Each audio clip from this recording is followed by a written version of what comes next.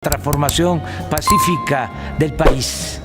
¿Qué tal amigos y amigas? Bienvenidos a una nueva videoinformación más. Bienvenidos a su canal Pregoneros 4T. Si la información les gusta, ayúdanos con esa manita arriba, con ese poderosísimo like y compartan la información. Resulta que el día de hoy Joaquín López Dóriga tuvo esta entrevista con el secretario de Hacienda, Rogelio Ramírez de la O. Intentó calumniar, intrigar, mentir sobre el tema del paquete económico 2024 ya entregado en el Congreso de la Unión. Vean de qué manera lo aplacó el propio secretario de Hacienda, porque precisamente el día de hoy lo presentó también Luisa María Alcalde al preguntárselo en la conferencia matutina a algunos periodistas y reporteros, señalando que pues este paquete económico es responsable con las finanzas públicas y no hay riesgo de déficit fiscal ya en este último año del presidente Andrés Manuel López Obrador. Este plan económico ayudará a consolidar la 4T y sí, la principal atención sobre los programas sociales, la pensión para adultos mayores, programas de becas, sembrando vida, jóvenes construyendo el futuro y demás, y también las grandes obras de esta cuarta transformación, las mega obras como el Tren Maya, que sí han querido tirarla con todo estos opositores. Vamos a escucharlo. A usted le estaba informando, el secretario pues mandó a nombre del Ejecutivo lo que es el último paquete económico que incluye el presupuesto federal, el presupuesto de egresos de la Federación, y le aprecio mucho al secretario de Hacienda que me haya contestado. Señor secretario, de presupuesto en presupuesto y de año en año nos vemos. ¿Cómo está? Buenas tardes. ¿Cómo ha estado, Joaquín? Buenas tardes. Estoy aquí a la orden. Muchas gracias, lo aprecio mucho. A ver, Sí. ¿qué es lo que se busca con este presupuesto? Sí, que el país siga marchando, pero con un marcado acento en lo que tiene que ver en los programas sociales del presidente López Obrador, ¿no? Sí, son programas sociales y obras grandes, obras prioritarias, que son las que están explicando la expansión del presupuesto en 2024. Expansión que consideramos que es de una sola vez, porque en lo que respecta a las grandes obras, es el último jalón, por así decirlo, con el objeto de que no quede obra inconclusa en 2025. Entonces, esa es la razón por la que estamos poniendo todo en 2024, y es tanto en términos fiscales financieros como en términos de obra física. Por ejemplo, el tren de México-Toluca no se contempla que esté todavía pendiente cualquier tramo en el año 2025, entonces va a estar en sus distintas etapas concluido en lo que resta de aquí a 2024. O sea, no se va a terminar este año como se acordó, el año que viene se termina y le dan un extra. A lo mejor usted no recuerda, doctor Ramírez de la O, pero este tren, el México-Toluca, se iba a inaugurar en 2017. Correcto. En efecto, así era. Nosotros realmente lo encontramos ahí, y no es difícil llegar a la conclusión como un gobierno que hay que terminarlo, porque es una estructura que ya había costado y que estaba ahí pues sin concluir. Entonces, es una obra que al mismo tiempo va a representar una ventaja para los trabajadores que circulan entre una entidad y otra, y eventualmente para quienes están ahorita manejando ya van a tener una ventaja de un medio de comunicación alternativo. Sí, ahora vamos a ir por orden. Primero vamos con el presupuesto de egresos, porque solo hasta que la Cámara de Diputados, que es atribución exclusiva de la Cámara, la única instancia para aprobar el presupuesto de egresos, se empieza al revés, perdón, primero se aprueba la ley de ingresos y luego el presupuesto de egresos. Vamos a empezar con la ley de ingresos. Sí. ¿Qué novedades hay en la ley de ingresos, secretario? En la ley de ingresos lo que tenemos es que tenemos una proyección de incremento inercial en los ingresos, tomando en cuenta que el SAT tiene una instrucción de parte del presidente de acelerar pagos pendientes. Algunos de ellos están terminando en los jueces, pero está cuidando al máximo el cumplimiento en todos los casos. Entonces, no hay aumento de tasa de impuesto, ni hay creación de impuestos nuevos. Esta es un compromiso que tuvo el presidente. Por cierto, solamente era para el primer trimestre, pero en el curso de la administración se vio que en realidad anunciar cambios de impuestos cuando ya está en marcha un proyecto siempre es disruptivo de la certeza para planear por parte de los clientes del sistema, que son las empresas que pagan los impuestos. Bien, entonces no hay novedades en la ley de ingresos. Vamos a ver las novedades en el presupuesto de egresos. Estamos hablando de un notable incremento de la deuda, secretario.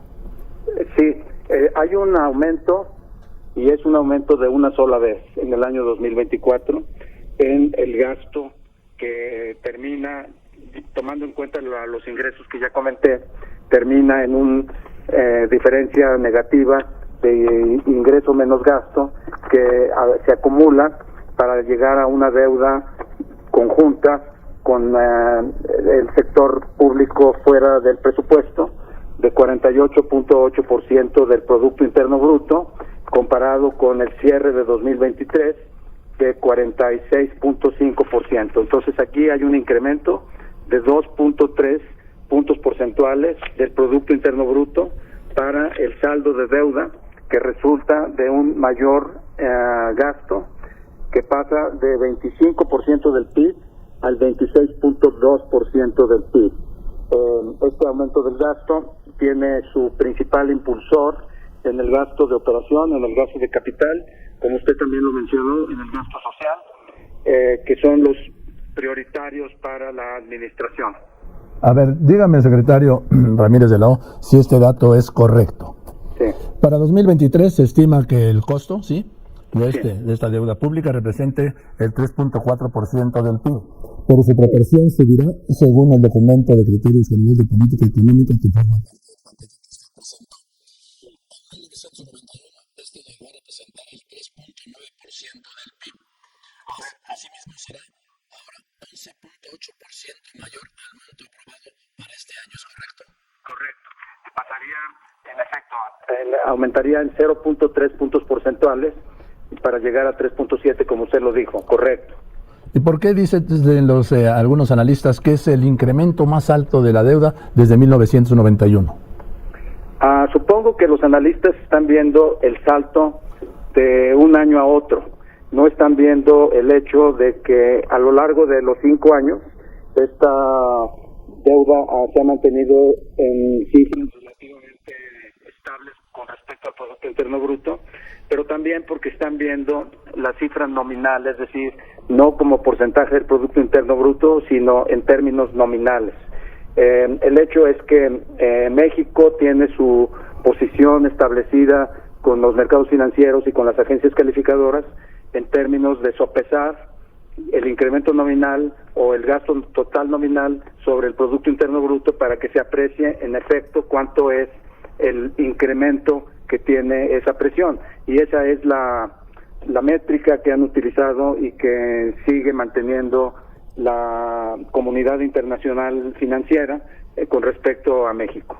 En el proyecto de presupuesto de egresos se prevé recursos por más de 729,000 millones de pesos para la continuidad de los programas prioritarios del presidente, es decir, el Tren Maya, Dos Bocas, el Transísmico. ¿Estos 729,000 solo son para los proyectos prioritarios o abarca también el gasto de la política social? No, el conjunto del gasto social es alrededor de 4.4 billones de pesos. El conjunto del gasto, es decir, todo la cifra absoluta, el conjunto del gasto en desarrollo económico es 1.5 billones, este 4.4 y este 1.5 es en el total del gasto de 9 billones. Entonces el gasto social 4.4, el gasto en desarrollo económico 1.5 y en efecto el incremento de gasto social se está viendo en el nivel de 728,000 millones de pesos, como usted lo mencionó. O sea, 728,000 millones para los programas sociales, que hay un notable incremento, ¿no? Sí, en efecto, hay un incremento de un año a otro en los programas sociales, porque hay, como usted sabe, los programas están con inflación, pero además hay un incremento de una sola vez de 25% en el programa más grande, que es los adultos mayores. Le explico por qué razón está habiendo este incremento tan fuerte, y es que este presidente está en alguna forma preocupado por el hecho de que el régimen de pensiones que se inauguró con el régimen de contribución definida en el año 1997 va a arrojar los primeros pensionados con este régimen en el año 2025-2026. Cuando se atacó el problema de una baja tasa de reemplazo, es decir, cuánto va a tomar ese trabajador con respecto a su último salario, y se encontró que era el 30%, quizás usted recordará que tanto el sector privado agrupado en el Consejo Coordinador Empresarial como el gobierno se pusieron de acuerdo en una reforma de pensiones a la cual el gobierno federal aportó lo que está otorgando por la vía adulto mayor, que está cargada en los primeros deciles de ingreso, y el sector privado comprometió un incremento gradual de la contribución para las pensiones que son pagadas por el empleador. Este régimen está proyectado para que cubra eventualmente el 72% del último salario. Estaba en 30%, como resultado de esta reforma va a llegar al 72%, pero llega gradualmente. Entonces, una forma de compensar esta ausencia de último salario una vez que se pensiona, en parte está cubierta con la aportación a adultos mayores. Ciertamente es una aportación universal, no está dirigida estrictamente a los pensionados bajo el sistema de las AFORES, sino está para todos, pero consideramos que era la forma más expedita y menos que ofrece menos contingencia fiscal para las próximas administraciones, darlo de una sola vez, de tal forma que la contribución a adultos mayores va a llegar a 6,000 pesos una vez que se haga el último aumento, y por esa razón es que había que comprometer este último tramo de aumento en el presupuesto de 2024. La lógica es que esto en alguna forma va a aliviar la presión que va a sentir los primeros pensionados que se retiran con el régimen de AFORES a partir del año 2025-2026. Ahora, secretario Ramírez de la O seguramente va a decir que no, pero es mucha coincidencia este aumento en el gasto público en un año electoral, como ha ocurrido en el pasado, no es ninguna novedad.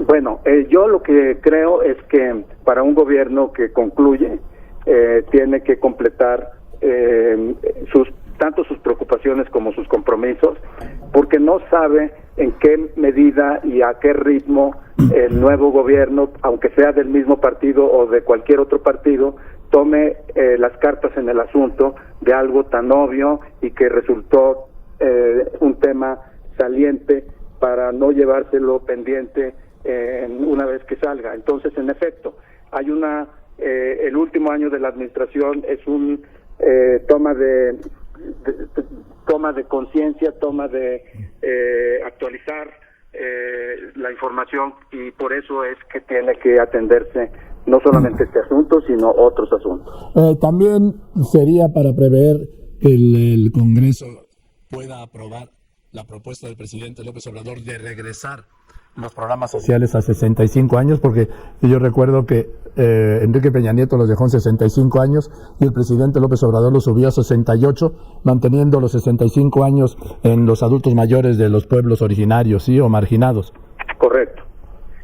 Ahí es el Congreso el que va a tener la palabra. Nosotros estamos enviando nuestra propuesta, y en esa propuesta lo que trae incorporado es únicamente el incremento de 25% a las pensiones de adultos mayores que están ahorita en el universo.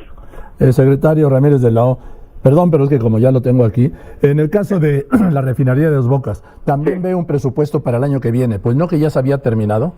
Sí, en efecto, hay una cantidad sobrante que se puso en presupuesto en el año 2024 porque no alcanzó a ejercer todo lo que se había calculado y que se había aprobado por el presidente de incremento de ampliación. para el año 2023. En el año 2023 el presidente autorizó una ampliación, dados los impactos inflacionarios de la refinería, pero también el hecho de que las estimaciones originales no contenían el impacto del IVA. Para acomodar eso, se dio esta ampliación, y dentro de esa ampliación hay una parte que no se ejerció o todavía no se ejerce en el año 2023, y por eso es que tiene esta provisión para el 2024. En el caso, ¿usted tiene una idea de cuánto terminará costando Dos Bocas, secretario? El último dato que se presentó al presidente fue alrededor de 16,000 millones de dólares, y hay un ajuste adicional por IVA. Entonces, en total anda alrededor de 16,000, 17,000 millones de dólares. O sea, el doble de aquellos 8,000. Y en el caso del Tren Maya también veo un fuerte presupuesto que es ahora para la Sedena, que se encarga de la obra, ya no Fonatur. Así es. El incremento, el salto que se observa en el presupuesto de Sedena es por la inclusión de la obra de Tren Maya, que ya no está en Fonatur, sino en Sedena. Y aquí la motivación, la ha explicado varias veces el presidente, es que en general Sedena es un ejecutor de gasto mucho más económico que la administración civil.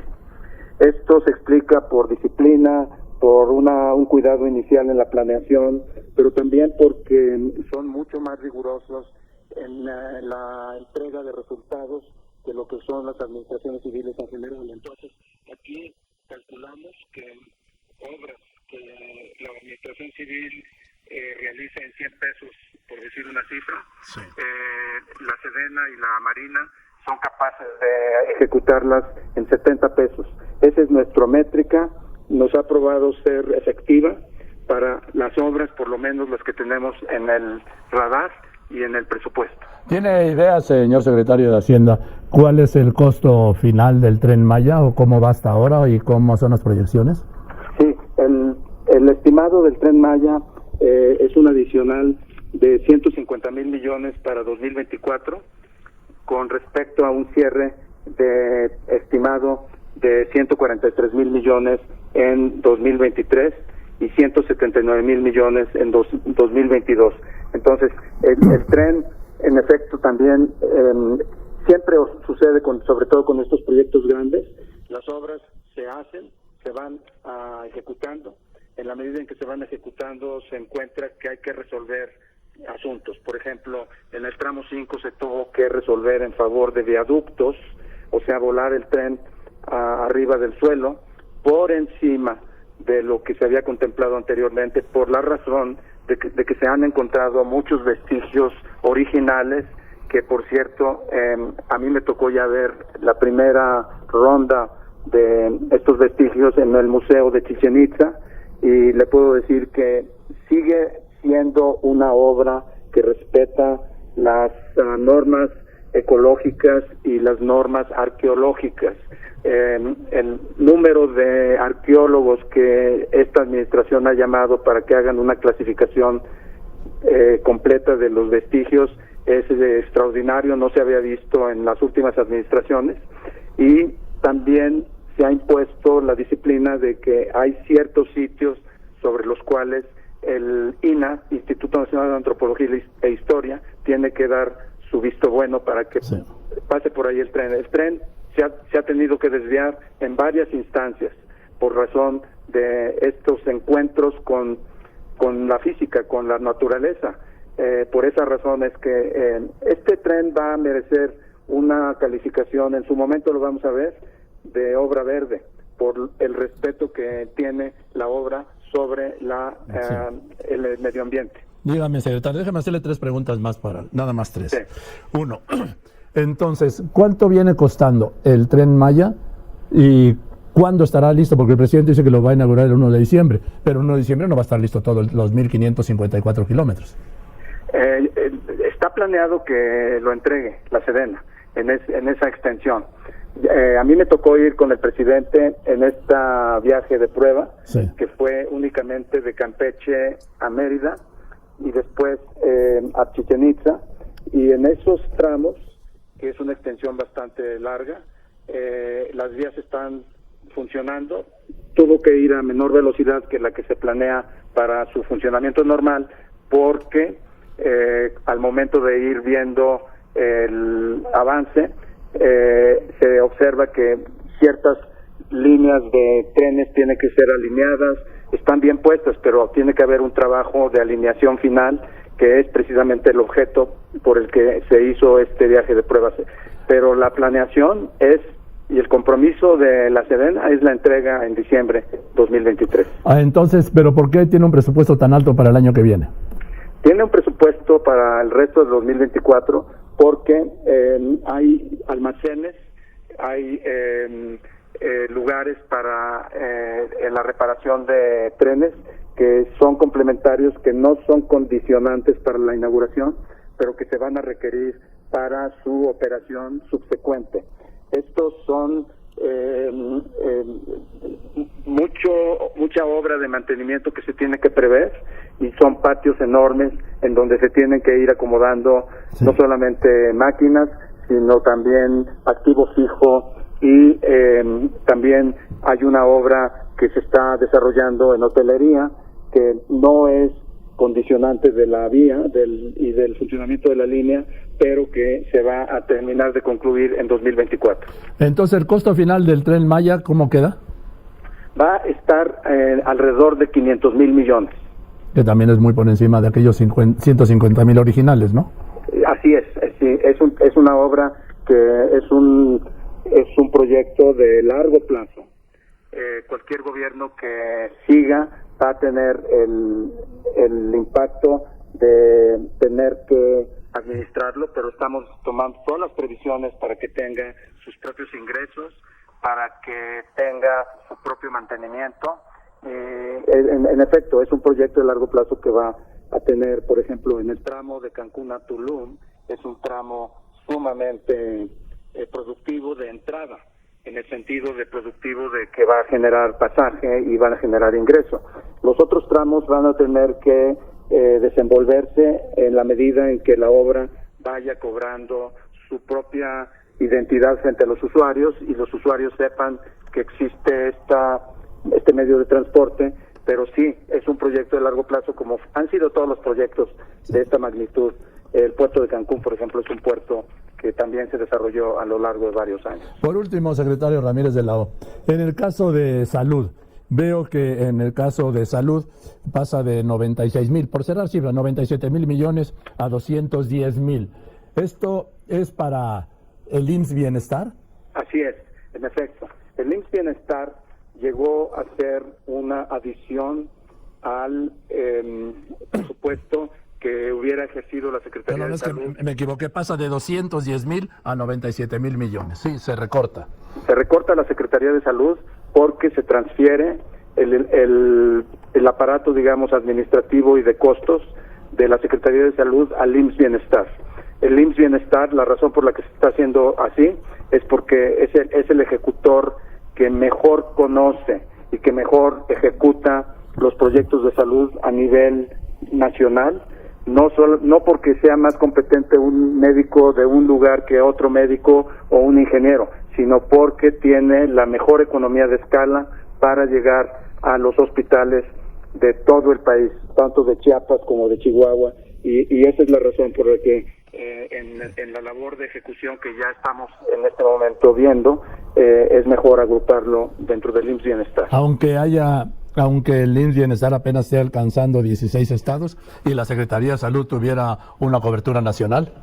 Sí, la Secretaría de Salud va a seguir con aquellos estados que no se han incorporado aún, pero que creemos que con el paso del tiempo, una vez que este tema se desmistifique, porque en alguna medida el escepticismo de algunos estados para incorporarse es porque no se han dado cuenta todavía y quieren ver antes que comprometer. Quizás razón, pero el hecho es que la Secretaría de Salud no se queda sin presupuesto, no. Va a mantener sus hospitales, que son varios. Nosotros estamos ayudando ahorita con algunos proyectos de ciertos hospitales, pero el grueso se va a pasar al IMSS Bienestar.